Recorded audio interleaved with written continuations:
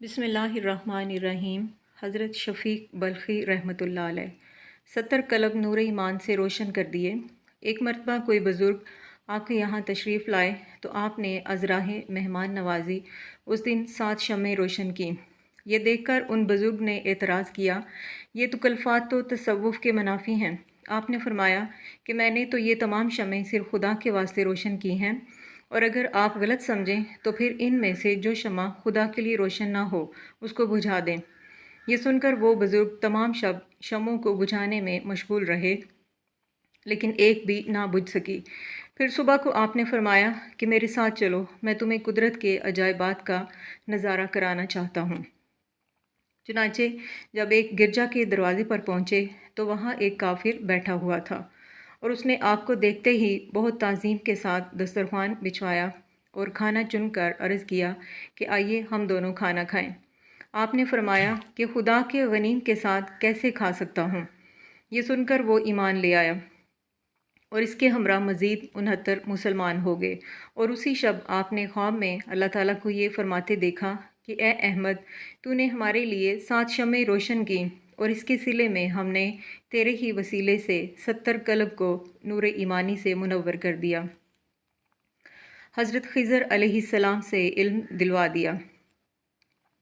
کم سنی ہی میں آپ نے 2 طلباء کو غیر ملک میں حصول تعلیم کے لیے آمادہ کیا، لیکن والدہ کی کبرسنی کی وجہ سے ارادہ فسخ کرنا پڑا، اور جن طلباء کو آپ نے آمادہ کیا تھا وہ بغرض تعلیم روانہ ہو گئے، مگر آپ اس درجہ غمگین ہوئے کہ قبرستان میں جا کر محض اس خیال سے گریہوزاری کرتے تھے کہ جب میرے دونوں ساتھی حصول علم کے بعد واپس آئیں گے تو مجھے ان کے سامنے ندامت ہوا کرے گی۔ لیکن ایک دن حضرت خضر علیہ السلام نے آ کر فرمایا کہ روزانہ اس جگہ آ کر مجھ سے تعلیم حاصل کر لیا کرو، پھر انشاءاللہ کبھی کسی سے پیچھے نہیں رہو گے۔ اس کے بعد آپ نے مسلسل 3 سال تک تعلیم حاصل کر کے بہت بلند مقام حاصل کیا، اور جس وقت آپ کو معلوم ہوا کہ میرے استاد حضرت خضر علیہ السلام ہیں تو آپ کو مکمل یقین ہو گیا کہ ایسا صاحب مرتبت استاد مجھے صرف والدہ کی خدمت کی وجہ سے ملا ہے۔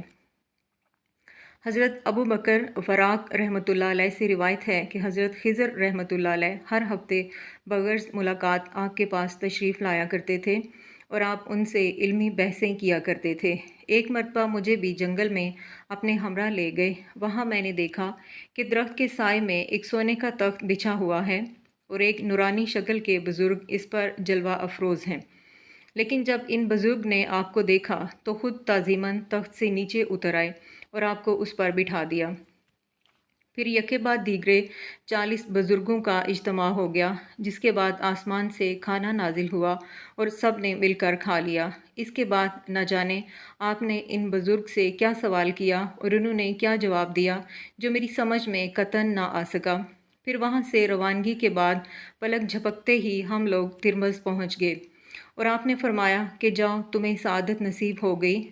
اور جب میں نے پوچھا کہ وہ کون سا مقام تھا اور کون لوگ تھے تو فرمایا کہ وہ مقام بنی اسرائیل تھا، اور وہ بزرگ قطب مدار تھے۔ پھر میں نے سوال کیا کہ آپ اتنی دور جا کر اس قدر عجلت کے ساتھ ترمز کیسے پہنچ گئے تو فرمایا کہ یہ ایک راز ہے۔ حضرت ابو بکر وراق رحمۃ اللہ علیہ ڈول کنویں سے باہر نکلنے کی کرامت۔ ایک دفعہ آپ کسی بزرگ کی خانقاہ میں بوسیدہ لباس پہنے ہوئے پہنچے تو وہاں کے لوگوں نے آپ کو حقارت سے دیکھا، لیکن آپ خاموش رہے۔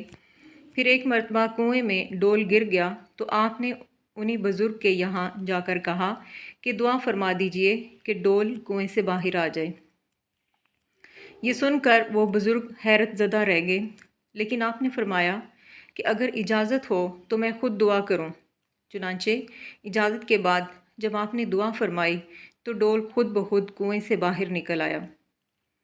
یہ دیکھ کر جب ان تمام لوگوں نے آپ کی تعظیم کی تو فرمایا کہ اپنے مریدین کو ہدایت فرما دیجیے گا کہ وہ مسافر کو حقارت کی نظر سے نہ دیکھا کریں۔